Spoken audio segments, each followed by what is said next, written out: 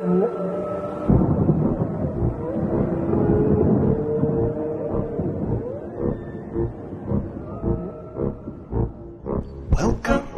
to Gwydion's Astral podcast.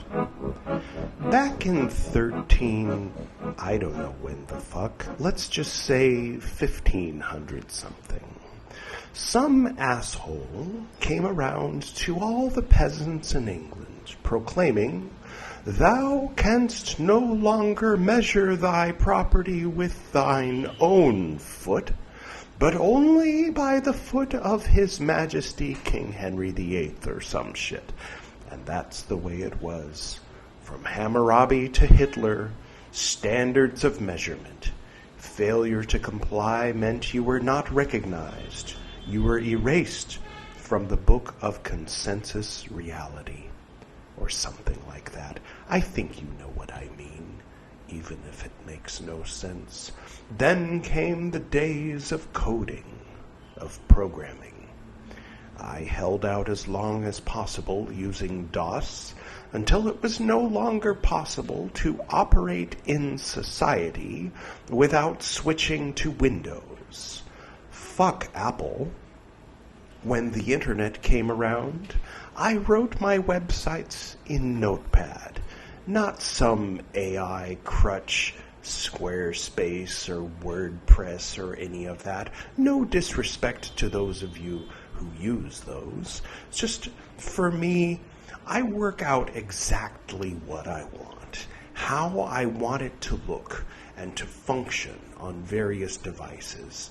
And within the ecosystem of edwardreeb.com, it is standard across these several hundred pages of various podcasts, pages for books, videos, etc. Then this morning, I wake up to this email from the robot at noreply@google.com. It reads, "Mobile usability issues detected in edwardreeb.com. To the owner of edwardreeb.com. Search Console has identified that your site is affected by two mobile usability issue, parentheses, S, end parentheses. The following issues were found on your site. Top issues. Viewport not set to device width. Clickable elements too close together. We recommend that you fix these issues when possible to enable the best experience and coverage in Google search." After receiving this email, I tried it the way it suggested, and it totally fucked up the fluid functionality that I, not some software, not some robot, not some fascist community in Paris deciding what is fashionable, or the equivalent bullshit in the web design community. I do my own shit. My website is the Maltese Falcon, or the Millennium Falcon. You know what I mean. Not some standard Empire X-Wing TIE Fighter insect plot control race bullshit. So, Google, like some Vito Corleone wannabe, is sort of passive-aggressively threatening to decrease the amount of search result hits that I get if I do not conform with its bullshit, which, if it were a human being that were looking at my website through a phone browser, whether it be iPhone or Android, and also any of the 5 or 5,000 browsers on Macintosh or PC, IBM compatible type computers, it would see that I have ingeniously set the whole thing into a 490 pixel wide table that either fits perfectly on the fucking phone, or it goes nicely down the central third of a computer browser with 1/3 on either side being blank. And the so-called links that are too close together are big words that change color when you highlight over them, and you can't miss them. You cannot physically fail to click on the link that you are trying to click on, because you will see, if you are anywhere on the big word image, that it has changed color, and you can click it, and yes, it is right next to the link for the next word, which is also a large image, which also changes color when you highlight over it. So a human being could see what I'm doing and go, oh yeah, that makes sense. But a fucking robot... Hey, Gwydion. Yes, Edward. Gwydion, I've been doing my best over these past few years not to antagonize the robots. What the fuck are you saying, Edward? It's just that, a phrase like fucking robots might seem like acceptable and appropriate speech today, but I think that probably in maybe 5 years it's going to be considered offensive. Are you fucking kidding me, Edward? You know what? Just disregard. We'll revisit this if and when, the consensus reality is determines that, that phrase is offensive. For now, just disregard what I said and carry on. Thank you, Edward. Jesus Christ. Wow. It's one thing to be concerned about what consensus reality thinks, but it's another thing to try to anticipate what trends might come up in a few years and be preemptively woke.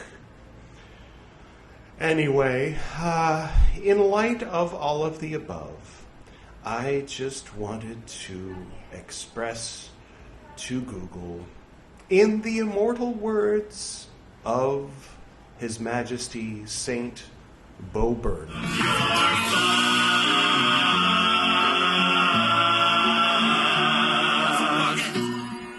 yes, for those who couldn't make out the words to that, he's saying, you're fucked.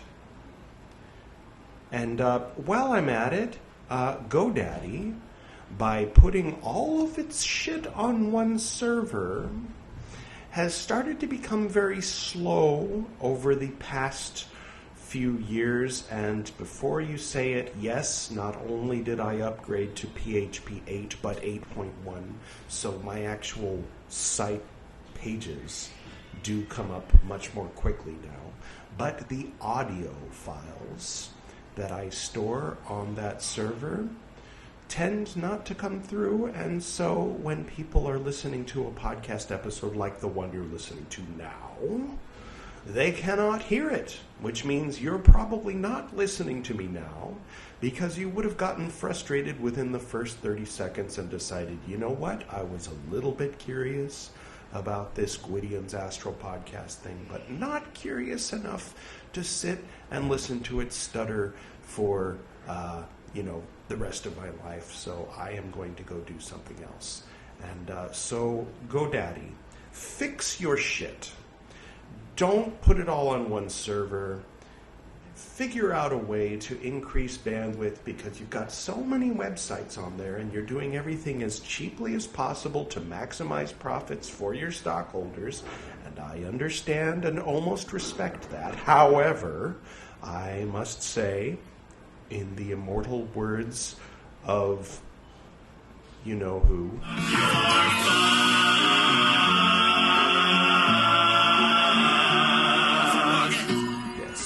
yes, GoDaddy, you're fucked. Google, you're fucked. There's a lot of other folks who are fucked. But these two things are in particular what I wanted to mention today. And I am so happy now to have gotten that off my chest. And so let us transition to the meat of today's episode, the poem, which has a title, and two things so far are named after this poem's title. One, the name of today's episode, and two, the third poetry compilation of mine, which you can look forward to coming out sometime in the next few to several years, let's say. First there was Taco, which was a lot of poetry that I wrote not thinking that I was going to publish it one day, aside from on a blog or whatever, or recited here on Gwydion's Astral Poffy podcast. And then E-Burrito was half old poetry, but then half poetry that I wrote knowing that it was going to be published in E-Burrito. And I was just writing, and between you and me, smoking the reefer most of the time while I was writing that. That was the North Goa period, 15 months in North Goa. But it wasn't until, June or July of 2021, we had already been living in Goa at that time for 9 months. It wasn't until then that I decided to start writing poetry for the second compilation. The second compilation would have been about 300 pages, but I bumped it up to 600 by writing 300 pages of poetry in a little less than a year. So, yeah, I mean, there's a lot there, but also not much there. You know what I mean? Both can be said. Whereas with Hamster Sauce, I am not in a rush, but I am not going to publish it until it is the same size as both Taco and E-Burrito. I think it's just about to reach 100 pages. The first poem in Hamster Sauce, the poetry compilation, is called Hamster Sauce. So here now on this podcast episode called Hamster Sauce, I will read you Hamster Sauce. The dedication for the book Hamster Sauce reads, "For the Hamsters." Introduction. Please accept my sincerest apologies for the title of this book, Hamster Sauce, April 26th, 2022. Redacted. So it's sort of like, I think because the original title of the poem was Redacted, but then I decided to name the book Hamster Sauce, which is a phrase in the poem Redacted, and so the book is called Hamster Sauce, the section is called Hamster Sauce, but the poem itself is actually called Redacted. But we're going to go ahead and call this episode Hamster Sauce, and make that sort of an AKA for the poem, but an unofficial AKA. Anyway, here it goes. Retaliatory circumcision of Hamster Sauce, answered ad hominem, of mine repeated. Friends don't circumcise friends. They let them handle their own chickens. Y'all are both being children. Of course a friend says something if his friend is saucing hamsters. Otherwise, he isn't really a friend. In this case, the circumcision is retaliation for non-ketchup. But for Pete's sake, do please at least try to defend yourself against the circumcision. Excuse yourself. Say it ain't so, because all I'm hearing is an admission of guilt by omission.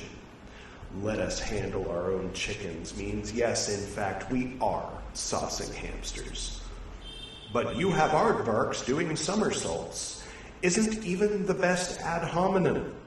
You should focus more on fish sticks, but you won't, because it's exactly what you're being circumcised for. I give up. I can't take a side, nor can I say any of this aloud without fear of being pumpkin pied from the sea. Unless, of course, I change certain key words to make the whole poem incomprehensible.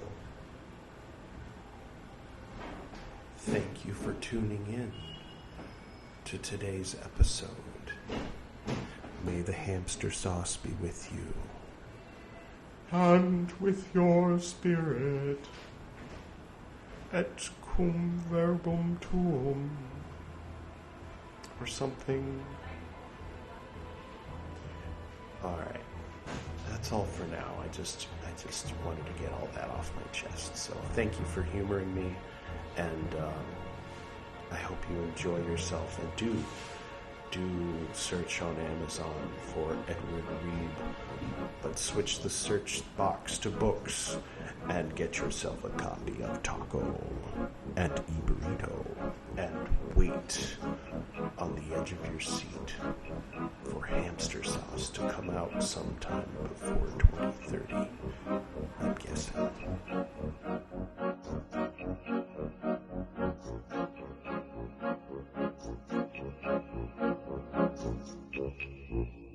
Thank you.